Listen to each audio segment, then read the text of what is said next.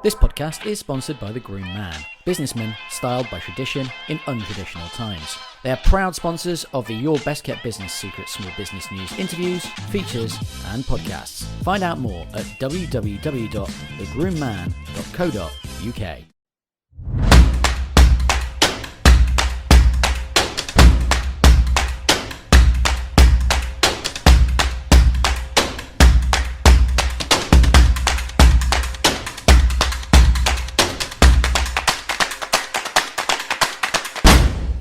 It is no surprise that many small business owners' mental health has been battered, bruised, and shattered because of the global pandemic. The uncertainty and pressures that it has caused, piled on top of the usual trials and tribulations of running a business, have intensified feelings for most people. However, for many men, the thought of talking about their issues and mental health fills many with a sense of dread, and that includes this one presenting this. But thanks to this man, there are thousands more that have had the space and time to talk of their issues over the last 12 months. And let's be fair, what a 12 months it has been. Today's guest and one of the UK's best kept business secrets is the man whisperer, Kenny Mammarella-D'Cruz. How are you, Kenny? I'm doing pretty damn good, actually. And I think it's partly because I'm really taking good care of my mental health. I'm not sure about my physical health, but then I haven't needed to wear long trousers for a long, long time. And if I do, they're elasticated. Lockdown has been really, really weird. And it's just jogging pants and nice shirts every day. But listening to what you just said, one man crossed my mind straight away. So since lockdown, well, yesterday was the anniversary, 23rd. And it was also the anniversary of me putting on daily men's groups. So men can check in and basically say what's up so they don't have feelings that they haven't really found out what they're about. And then, I think it's very common that people pass their anger or their sadness or their vulnerability on other people they live with, or people in call centers or whatever, lashing out on other people. And a lot of men, especially these days, sadly go into the head with what's wrong with me? How do I fix this? And then they go onto computers to find silly asses who might not know the answer, telling them do this, do that. And the algorithms will give them more of their pain to justify that there's something wrong with them. And it's shocking. Where do blokes go? So one guy last week, I remember, he said, so the groups are on every day online, and he said, well, before coming on today, I realized that there is a very different me who strokes the cat on the way to the fridge than the me that's on LinkedIn, who's desperate for work. Whether I've got work or money or not, there's this desperation for work. And there's that fear and that persona. And he said, today in this group, I want to stop that because I need to exist in my life and I need to be authentic and stop with the fear and just show up and take part properly. And I just thought, wow. And he'd only been around for about a week, but I think what lockdown has forced people to do, around me anyway, is like cut right back to, well, who am I really? And what is going on with me? What am I fantasizing about or fearing about that needs to stop because it's not doing any good? Kenny, that's amazing. Kenny, that's a great segue, because one of the things that you've kind of touched upon actually is the amount of people that have come out and sort of profess to be mental health first aiders. They may have done a course somewhere, and that's great that they've taken steps to try and help other people. But I'm always slightly concerned by people's credentials, by people's experiences, how they handle it. So just before we go back to the pandemic and lockdowns and stuff like that, tell us a little bit about yourself. Tell us about, how you've got to, who you are today, calling yourself the man whisperer. Tell us about your experiences, about, how you've come to help other men with their mental health. The man whisperer thing was a bit of a fluke, and I wouldn't have the audacity or the imagination. But I've been holding men's groups for about 20 years now. And I got an email from Newsweek, a magazine, saying, we're doing a cover story article on men and mental health. Would you be in it? So, yeah, fine. And I thought another quickie interview. But the guy spent a lot of time hanging out, coming to a group, just asking lots of questions. And he was thorough. He was really good. The article came out and it was good. I was the only non-doctor in it. And then a few days later, there was a chapter in a book that I didn't know he was writing. And that's where he called me the man whisperer. So I just thought, ooh, that's all right. I'll trademark that then. That's handy, that's where that came from. Yeah. And I started men's groups for my own needs. Pretty much, I guess, all my dreams came true. I had a marketing, very small consultancy in London. And everything the people I wanted to work with, the work I wanted to do, I peaked, and I would have been in my early 30s. And it was time to get married to my girlfriend and settle down and grow my business and all of that. And I thought, well, do I want to? Is this the life that I actually want? And I think because I'm a refugee and I lost my life and I started again, I have a lot more choice and maybe less fear than other people. So my family are refugees from Uganda, and from a small Catholic community of Goans. So I was brought up very old-fashioned Portuguese. And cut a long story short, at the age of 7, we were on the death list. So we were, our phones were tapped, we were followed, we had death threats by phone, we had to go into hiding, and we left my father behind in Uganda. And he said to me when I was 7, you may never see me again, you're the head of the family now. And that was it. He survived. He got smuggled out to Italy at the last minute. And we saw him months later. So my mother, brother and I did refugee camps. And then we went to his refugee camp when he showed up, and we ended up in a small town in Wales.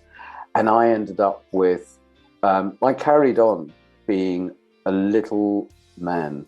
I was a boy pretending to be a man taking care, responsible for emotions and holding it together and putting on a good show. And I would say so many people that I have known in my life, it is all about putting on a good show and what will people think, or maybe rebelling that and just having blowouts. But I was the golden mummy's boy, putting on a good show, holding it together, and secretly having, maybe not all of it was so secretive, obsessive compulsive disorder, body dysmorphia, depression and suicidal thoughts. Because, one of my thoughts was, if they had one less mouth to feed, they'd have a better chance of survival. So these kind of on the edge things, the only one I couldn't really hide was the twitching and grunting. And it really pissed me off. But I was really holding it together well, while having all of these dirty little secrets. And the town that we moved in, we were pretty much the first non-white people to move there. And they were wonderful. They really, really taught us about community and caring. I mean, we had this in Africa, but we were part of the community there. Here, we'd never cooked or cleaned or shopped or taken care of ourselves. We didn't know how to light fires or anything like that. So the neighbors redecorated our house so we didn't move down the road because they wanted us near us. They taught us to cook and clean. And, it was just great. Communities we were used to from Africa. So the town is Fishguard and Goodwick, which is the crossing to Ireland. So lots of Irish, lots of Italian, Welsh, English. It was just home, apart from we were a bit different. We came from a different background. We came from a different upbringing. But it's all of these things, all of this goodness and the community spirit and the being on the same side. And the Welsh are wonderful in telling the truth. I love knowing where I stand, and I would rather be insulted to my face than having to work something out while, Yeah. So lockdown, it was, tell me if I'm talking too much. Do you want to butt in? No, carry on. No, it's fascinating. It's a fascinating background. So no, please carry on. So a few days before lockdown, my wife and I went to a friend of mine's wife was the lead in a bank robbers musical in the West End. So we went to see that, and it was wonderful. On the way back, I got a WhatsApp message from a guy I work with saying, I've got the symptoms, you'd better isolate. So went into isolation, and it was only maybe the second day that I noticed I was checking out the road and expecting to see the military. That's what I was used to from Uganda. We had curfew. Wow. Yeah. Even without curfew, if they decided to turn on people, they'd pretend it's curfew, beat people up, put them in prison, shoot some people. If people were talking on the streets, then it could be seen as conspiracy against the government. Same, beatings, put in the prison, whatever. And we lived a few streets, I think it was 2 or 3 streets away from Idi Amin. So we were in the heart of it. There was gunfire and things like that. So I was listening into the silent space between gunfire, but the gunfire didn't come. And I kept checking outside, and it was weird the military weren't there. And I realized that inside of me, I'd flashed back. And if I didn't realize that, then my emotions would be background fear or terror or whatever anxiety. And it would have been quite possible that I would have been, I don't know, rude to my wife, or not so nice with people I interact with on Zoom, or bad to myself, getting into my head, or, funny shenanigans, getting depressed. A lot of people get into their heads and then it goes into the suicidal thoughts and feelings. And I just thought, if I'm being triggered, then if we go into lockdown, other people are going to be triggered. And this is dangerous. This is very dangerous. And my work with men and women is all about, well, what's really going on here? Not how's your show and how much dosh are you making and how much do people like you? It's about, well, who are you really and what's really going on? What is it inside of you that needs to come out and express itself? And I believe that when people are on purpose, and this is my own experience, and I've been doing my work for like 30 years now, when people are on purpose and in alignment with themselves, then life supports it. When I come from I am, I'm putting out a certain frequency into the world, and I attract the most perfect opportunities, clients, temptations as well, for life to check, well, am I really on track and how much can I take?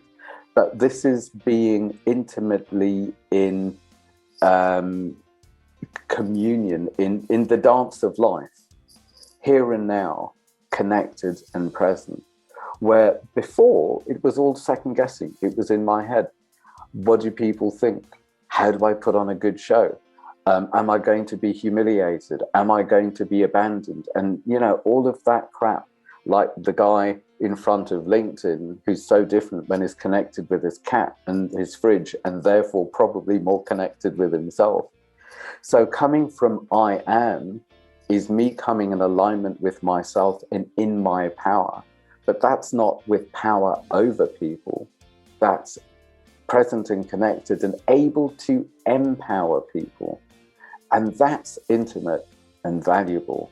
But coming from am I is handing the power out to everyone to prove to me that I'm no good and I'm not in my power and I need to lie about who I am and what I can do and put on a good show so I'm not found out. And so many people I know have had imposter syndrome. So it's really, really been turning that around and turning a lot of people's businesses around. because I believe, and my God, has this been my history working with business people, people's business story is quite simply an extension of their personal story and personal belief systems. So I work on the inside. I mean, sure, there's the communication and the team and the brand and all of that stuff, but it starts on the inside, because whatever I do on the outside, well, that stuff's going to play out. But if I know what's going to play out and I can recognize it and I know how to adjust it or communicate about it, then I can write the script. Then it's my story rather than I'm a victim of an old story. It's really interesting that you were sort of like you've touched a couple of times on sort of like people professing to be something else on social media. Is that a recent phenomenon, or do you think it's something that's built up over the last few years and has now almost exploded because everybody almost feels slightly protected by their computer screens and their gadgets, and we can't go out to the networking events and actually meet physical people, if that makes sense? Do you think that's just kind of almost like sped that up? I'm not saying that everybody's a liar, by the way. What I'm saying is that there is, from where I sit and the job that I do, I'm a very good people watcher, and it's very interesting that I've started to spot the people that will say one thing on social media, especially in lockdown one.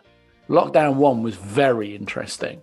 Yeah. I think it showed a lot of people's business personalities for who they really were and what they were. But I've started to spot the people that will say one thing, but I know damn well that the opposite is true, if that makes sense. Do you think, is it a recent phenomenon, or is it just been really sped up more by the pandemic? I think it's absolutely hilarious, because I was brought up, and I'm 56 now. People of my age and younger and older have always been upset and angry and resentful about the way they were brought up with what will people think, from their own families, from their schools, from their communities, from their churches or whatever it is. It's all about power out, what will people think, and therefore who do I need to be? And forget about how we are at home. It's more about what people think. And forget about how we are as an organization. It's more about the public face. And forget about what we've achieved and who our clients really are, because IBM once sent me an email and paid me, a pittance for something stupid because they were desperate. Therefore, I'll have their logo big everywhere. And now everyone who's complained about that have gone on social media and become a bitch to what they believe people are going to think and put on a bad show. And it's totally inauthentic for some, not for everyone, for some. For others, it's been a place where people can really connect with someone and think, you're a similar fraud to me. Let's go lie together and make lots of money. Or I can really relate to you because I can connect to you, I can see you're going to listen to me, and I would like to work with you because I get to choose who's in my life. That's why I'm self-employed. So I'm going to see if there's a fit here. So I would say a lot of it has been about, how do I work the algorithms? How do I lie? How do I feed my hungry soul because I was not that popular in the playground and I need to compensate for that now? Or I peaked in the playground and I miss it because I didn't peak at uni and now I can peak again. So much of it can be compensation for an emotional lack or fear, and therefore I will put on the front that I think people want, so I can keep making money and feeling better about myself and try and fill the hole with likes, shares, and some money. So,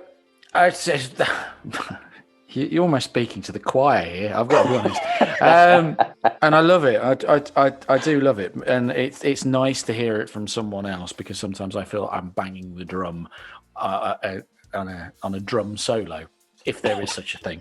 But I want to add, men's mental health is something that's very rarely talked about. And if it is talked about, it's not talked about enough. We seem to be living in a world and a country, and we spoke very briefly off air about equality, and if you're going, if everything's going to be equal, being equal rather than find an enemy.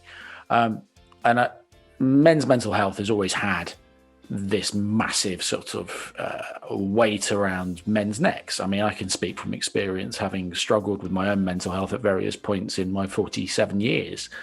Do you think that men's mental health coming out of the pandemic is actually going to be a bigger problem than the pandemic itself? I think it's going to be the next chapter. Bigger or smaller, I think depends on the individual and how we are with ourselves. So what I've noticed with the daily check-ins is a lot of the men are self-employed. A lot of them are doing well, some aren't doing that well. A lot are, say, I don't know, IT people, bankers, creatives, whatever. And the reason I started doing the work I do the way I do it is with my marketing consultancy. I noticed that people would talk personally about themselves, and some people wouldn't. And I didn't encourage or discourage it, but they did.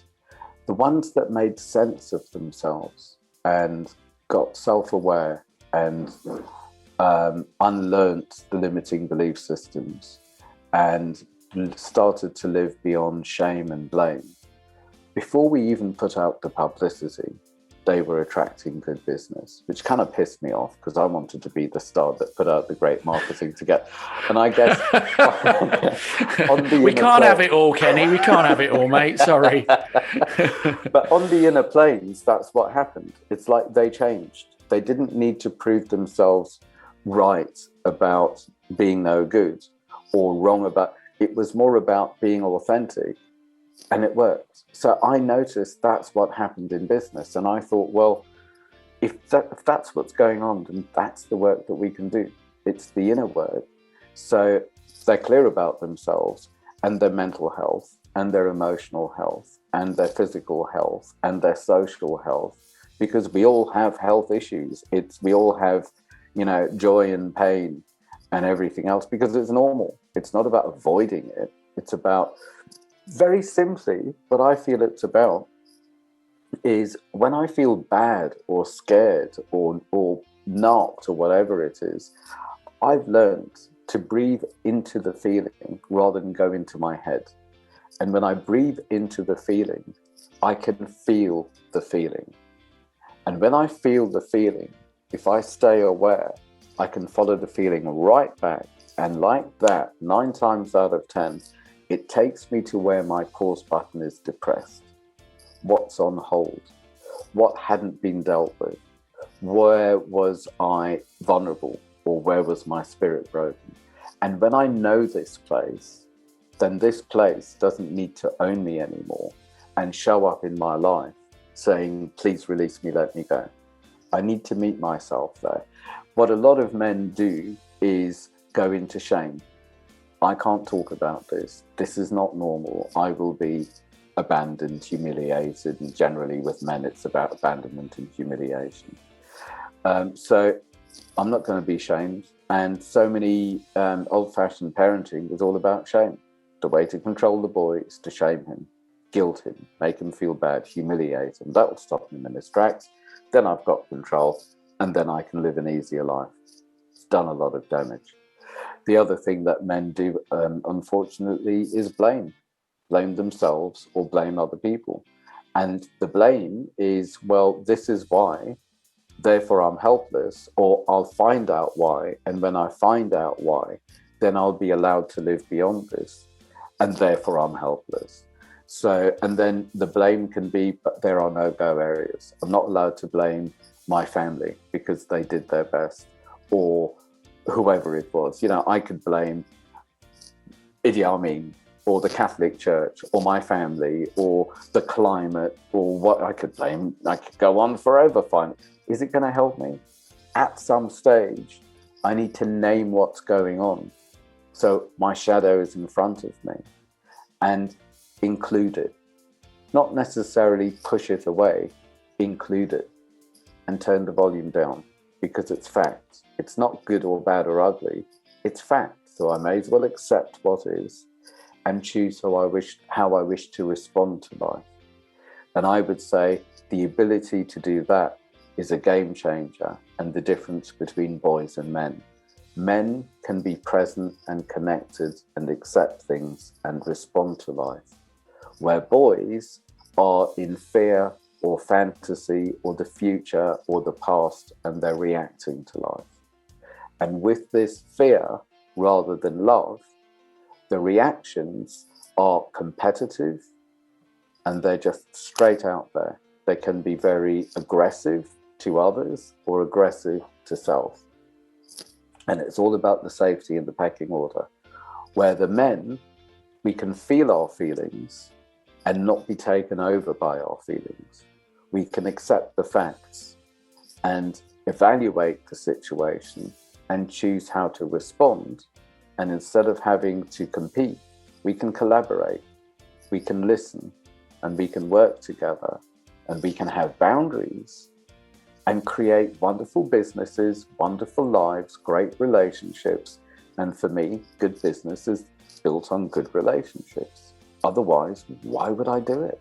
You know, I'm self-employed because I want to love what I do, and I want to love the people I do it with, and I want to love the results. And this is the way I wish to live my life. Maybe some people are self-employed because they've got something to prove, or I started with self-employment because I was unemployable, and I realized that after my first job, when I moved to London, and I ran out of lies to tell about why I was late. The final, oh God, this is so embarrassing. Let me drink. No, carry on. No, please. No, I like this. No, this is good. No, this is good. The final lie, because if this was, so I still had OCD and body dysmorphia and whatever. The final lie was when I said to the managing director, well, I was late today because the bus wasn't moving. This was in Hampstead between Swiss Cottage going down to the bus wasn't moving.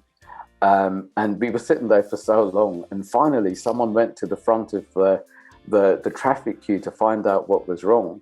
And a man had a heart attack, and they found him dead at the wheel. I mean, I made that lie up. It's because a hair on my arm touched a tile, and I had to have a bath again and then a shower and do my obsessive compulsive rituals, and that's why I was late. I couldn't say that. No one was allowed to talk about mental health issues, and it was uncool. Now they exist. But I couldn't lie, and I couldn't do it anymore. So I had to leave.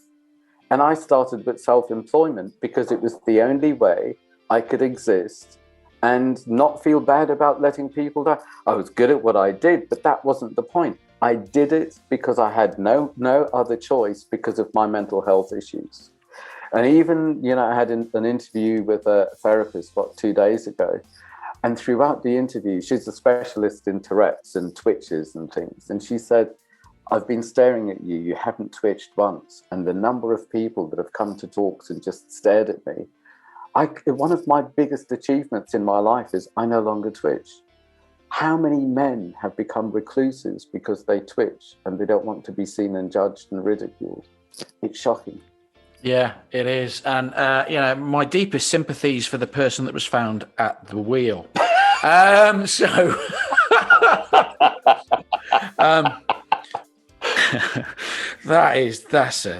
a random thing. But we're going to finish up. Late teens, early 20s or something.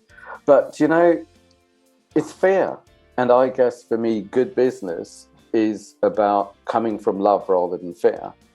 And listening. One of the, you started the show talking about mental health first aiders and things like that. And the reason that more and more people are now approaching me and my small team of business people who work with business people is because it's not about one-to-one performance in the workplace and everyone competing. People are getting ill. or grieving, or there's stuff going on in the last year, and there's stuff going to be going down as we go back after lockdown. Who knows how people will be, how the economy will be, how the workplace will be, or what's going to happen. There will be a fallout. And this is where the groups in the workplace are worth their weight in gold, because people need to work in teams and really have each other's back rather than competing. And it's every person for themselves. And it's amazing how with the teams that we've worked with, just very short, hour-long, maybe hour and a half, 2-hour meetings online, depending on who they are, people get to know themselves, they get to know each other, and they get to trust each other, and projects are completed.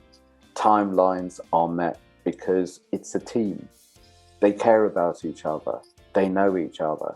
Where in the old days a year or so ago, it was all about, okay, we've got an hour with a coach or your mental health person, and you go and sit in a room and you debrief and you talk about it and you go back and it's all very secret. No, it's time for transparency, collaboration, caring and sharing. And that's what I learned in Wales. I was going to ask the question of sort of like the perspective of sort of like men's mental health over the last 12 months, and I think you pretty much answered it just absolutely spot on there, really. And it's really strange that you mention about working together and collaboration. It's something that Annika Hicks talked about last week, where she was talking about what she'd hope would come out of this pandemic, out of this mess that we're currently in, that more people would collaborate, more people would have each other's backs, and really pull together to try and get through it. What if I'm going to ask you a slightly different question? So it'll be the last question, and then I'm going to ask you a cheeky question. What have you learned about yourself? And I find it quite fascinating that, people who are held up to be gurus or held up to be experts in their field, I'm always interested that when, something, let's be perfectly honest, the pandemic's been catastrophic for so many people in so many different ways. What have you learned about yourself over the last 12 months that has surprised you, perhaps? My life has made sense. I had no idea why I went through the whole going into hiding thing and having my life threatened in Africa. I had no idea why I went through the poverty with my family in Wales and that community, all my mental health issues. And everything has come useful to serve people and myself during this pandemic. It's as if everything that I experienced in my life was setting me up for this time. And I wondered what's going on here, but it's made sense. And I would say the same with everyone I've worked with. The question is why. There is a repetitive script in people's lives. The way they're treated, the way that, men treat them, women treat them, etc. But I've made sense of why it's all happened, and I love what I'm doing, and I love the way it's changing lives, and businesses are growing and people are growing. And it's not all about men. It's about men, women, trans people, doesn't really matter. But I think what we're talking about here is how the business mind is going from all masculine to include the feminine. And the all masculine was before social media, before computers, before instant feedback from the market, and therefore we can respond to this feedback. Old business was more bullying and hierarchical. Modern business is more listening, collaborating, non-hierarchical, self-managing. What was that book called? There's a brilliant book by a French guy.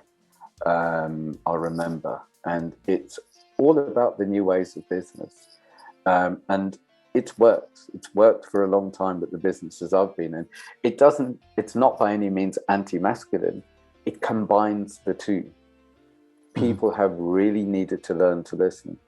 And the masculine aspects of ourselves, which is a lot more linear and yang and management and structure, are fundamentally important. But I would say, in a lot of ways since the pandemic, that those are the soldiers that move forward after the feminine aspects of ourselves, which is who am I? Why am I here? What's necessary? It's the being. And it's the evaluation of here and now. And when I'm clear about this, my mission and my place here, then comes the doing. If it's the other way around, then it's doing through fear to fix something, rather than doing from awareness to create something and solve something and grow something. Okay, thank you, man. Right, really cheeky question. All right, obviously this show is called Your Best Kept Business Secret. So in one line, okay, I'm asking everybody this from now on. In one line, what is your best kept business secret? Paranoia, jealousy, I've missed the boat. You know, my best kept, it's not a secret for goodness. It's naming and allowing myself to know the badness, to know all that fear, to know all that shadow, to know the jealousy. Oh my God, social media hurts, because I can see people and I think, you shouldn't be doing that. I should be doing that. And it's not necessarily that I want to, but it's my fear of missing the boat. So I guess the best kept media, the best kept secret for me is like, I need to know my shadow. I need to know the parts of me that I'm scared that other people see. And I need to show them, because I don't want it to be a secret. And once I've named it, then I can change my relationship to it, because I don't need to compete with that. But I have fears of I've missed the boat, or I should have this, or I should have that. And as soon as I name it, it no longer owns me. As soon as I speak it out, then I can take my place away from everyone else and choose how to take part. It's taking part. I don't need to dominate or anything like that. It's just too much work. I need to love. But I'm not sure I'd say that to everyone around the boardroom. No, that's a good point. No, you wouldn't, would you? No, you wouldn't. Kenny, where can people find you, my friend? Where can they come and bathe in your knowledge and your love and your brilliance, my friend? What is it? It's themanwhisperer.co.uk is my not updated, very embarrassing website, but it should be done in a couple of weeks.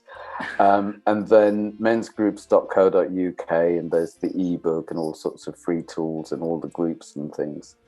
And those, but the best place, and I don't know the address, is YouTube, because there are so many tips and interviews and God knows what. That's the handy stuff that people can take and use. So, yeah, but don't come knocking on my door. It's a bit weird for people to be showing up these days. They're all the enemy, aren't they? Unless they're wearing a face mask and want to spend 2 meters away from the door. Exactly. Kenny, it's been an absolute pleasure. I will put all the links to you in the show notes.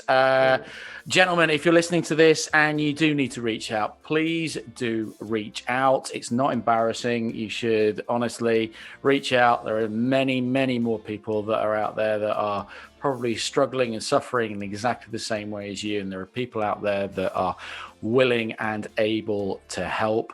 Kenny, it has been an absolute joy. It's been a pleasure. Thank you so much. Mate, and please carry on doing the great work that you're doing. We really appreciate it. Thank you, dude. Cool. Take it easy.